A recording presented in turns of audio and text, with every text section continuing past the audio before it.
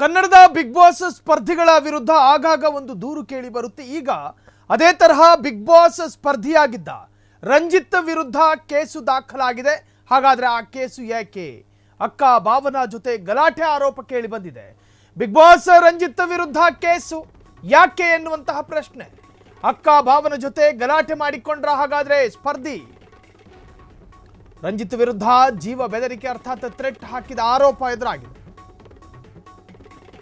Big boss Ranjit ಮೇಲೆ ದೂರು ದಾಖಲು. ಅಮೃತಹಳ್ಳಿ ಪೊಲೀಸ್ ಠಾಣೆಯಲ್ಲಿ ಪ್ರಕರಣ ಅಥವಾ ದೂರು.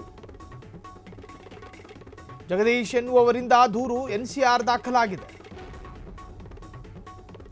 ಬಿಗ್ ಬಾಸ್ ರಂಜಿತ್ ವಿರುದ್ಧ ದೂರು ಏಕೆ ಎನ್ನುವಂತಹದ್ದು. ಅಕ್ಕ ಭಾವನ ಜೊತೆ ಗಲಾಟೆ ಆರೋಪ. ರಂಜಿತ್ ಈ ಹಿಂದೆ ಬಿಗ್ ಬಾಸ್ನಲ್ಲಿ ಸ್ಪರ್ಧೆ ಮಾಡಿದಂತಹ ಸ್ಪರ್ಧಿ.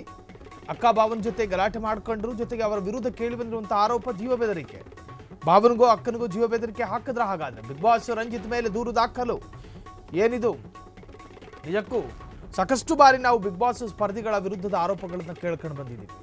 ಚೈತ್ರಾ ಕುಂದಾಪುರ ಆಕೆಯ ವಿರುದ್ಧ ಏನು ವಂಚನೆಯ ಆರೋಪ ಇತ್ತು. ಅದಾದ ನಂತರ ಹುಲಿ ಉಗುರು ಹಾಕೊಂಡಿದ್ದ ಅಂತೇಳಿ ವರ್ತೂರ್ ಸಂತೋಷ್ ವಿರುದ್ಧ. ಅದಾದ ಮೇಲೆ ಬ್ಯಾಕ್ ಟು ಬ್ಯಾಕ್ ಸ್ಪರ್ಧಿಗಳ ವಿರುದ್ಧ ಬಿಗ್ ಬಾಸ್ನಲ್ಲಿ ಒಂದಷ್ಟು ವಿವಾದಾತ್ಮಕ ವ್ಯಕ್ತಿಗಳನ್ನ ಕರೀತಾರೆ, ಸ್ಪರ್ಧಿಸ್ತಾರೆ ಎನ್ನುವಂತಹದ್ದು. ಜೊತೆಗೆ ಸಾಕಷ್ಟು ವಿವಾದಾಸ್ಪದವಾದಂತಹ ಹೇಳಿಕೆಗಳನ್ನು ಕೊಟ್ಟು ಚರ್ಚೆಗೆ ಬರ್ತಾ ಇದ್ರು. ಅಕ್ಕ ಭಾವನ ಜೊತೆ ಗಲಾಟೆ ಆರೋಪ ಈಗ ಕೇಳಿ ಬಂದಿರುವಂತಹದ್ದು. ರಂಜಿತ್ ವಿರುದ್ಧ ಜೀವ ಬೆದರಿಕೆ ಹಾಕಿದ ಆರೋಪವು ಕೇಳಿ ಬಂದಿದೆ. ಬಿಗ್ ಬಾಸ್ ರಂಜಿತ್ ಮೇಲೆ ದೂರು ದಾಖಲಾಗಿದೆ. ಹಾಗಾದರೆ ಜೀವ ಬೆದರಿಕೆ ಹಾಕಿರೋದು ನಿಜಾನ? ಯಾರಿಗೆ ಹಾಕಿದ್ರು? ಅಮೃತಹಳ್ಳಿ ಪೊಲೀಸ್ ಠಾಣೆಯಲ್ಲಿ ದೂರು ದಾಖಲಾಗಿದೆ. ಸೊ ಜಗದೀಶ್ ಎನ್ನುವವರಿಂದ ಈಗ ದೂರು ದಾಖಲಾಗಿರುವಂತಹದ್ದು. NCR ದಾಖಲು ಮಾಡ್ಕೊಂಡಿದ್ದಾರೆ ಜಗದೀಶ್ ಎನ್ನುವವರಿಂದ ದೂರು. ಸೊ ಹಾಗಾದರೆ ಏನಿದು? ಇದರ ಮುಂದಿನ ಅಪ್ಡೇಟ್ಸ್ಗಳನ್ನು ನಾವು ಗಮನಿಸುವುದಾದರೆ, ಬಿಗ್ ಬಾಸ್ನ ಸ್ಪರ್ಧಿ ರಂಜಿತ್ ವಿರುದ್ಧ ಕೇಳಿ ಬಂದಿರುವಂತಹ ಆರೋಪ. ಇದಕ್ಕೆ ಸಂಬಂಧಪಟ್ಟ ಹಾಗೆ ಒಂದಷ್ಟು ಅಪ್ಡೇಟ್ಸ್ಗಳು. 2018ರಿಂದ ಅಮೃತಹಳ್ಳಿ ಫ್ಲಾಟ್ನಲ್ಲಿ ಜಗದೀಶ್ ಕುಟುಂಬ ವಾಸ ಇತ್ತು. 2025ರಿಂದ ಇದೇ ಫ್ಲಾಟ್ನಲ್ಲಿ ಅಕ್ಕ ಭಾವನ ಜೊತೆ ರಂಜಿತ್ ವಾಸ ಇದ್ರು. ಈಗ ಈ ಮನೆ ನನ್ನದು ಎಂದು ಅಕ್ಕ ತಮ್ಮನ ನಡುವೆ ಗಲಾಟೆ ಶುರುವಾಗಿದೆ.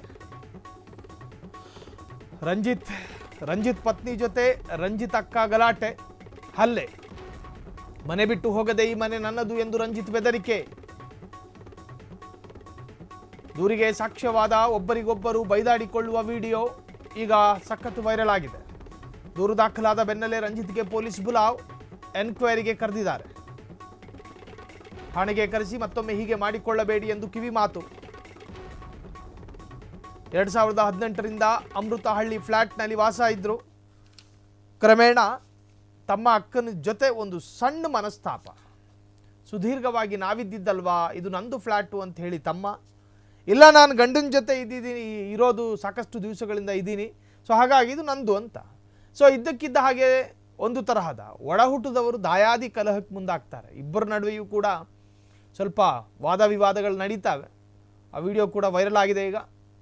ಅದಾದ ನಂತರ ರಂಜಿತ್ ಮೇಲೆ ದೂರು ದಾಖಲಾಗುತ್ತೆ ಜಗದೀಶ್ ಎನ್ನುವವರಿಂದ. ಸೊ ದಾಖಲಾದ ನಂತರ ಪೊಲೀಸರು FIR ಮಾಡಿಕೊಳ್ಳೋದಿಲ್ಲ, NCR ಮಾಡ್ತಾರೆ. ಈಗ ಕರೆದಿದ್ದಾರಂತೆ ಎನ್ಕ್ವೈರಿಗೆ. ವಿಚಾರಣೆ ನಡೆಸಿ ಅವರಿಗೆ ಒಂದಷ್ಟು ಕಿವಿ ಮಾತನ್ನು ಹೇಳಿ ಕಳುಹಿಸಿಕೊಟ್ಟಿದ್ದಾರೆ ಎನ್ನುವ ಮಾಹಿತಿ ಲಭ್ಯವಾಗಿದೆ. ಕ್ಷಣ ಕ್ಷಣದ ಸುದ್ದಿಗಳಿಗಾಗಿ ಫ್ರೀಡಂ ಟಿವಿ ಸಬ್ಸ್ಕ್ರೈಬ್ ಮಾಡಿ, ಲೈಕ್ ಮಾಡಿ ಹಾಗೂ ಫಾಲೋ ಮಾಡಿ. ಹೊಸ ಸುದ್ದಿಗಳ ನೋಟಿಫಿಕೇಶನ್ಗಾಗಿ ಬೆಲ್ ಐಕಾನ್ ಮೇಲೆ ಕ್ಲಿಕ್ ಮಾಡಿ.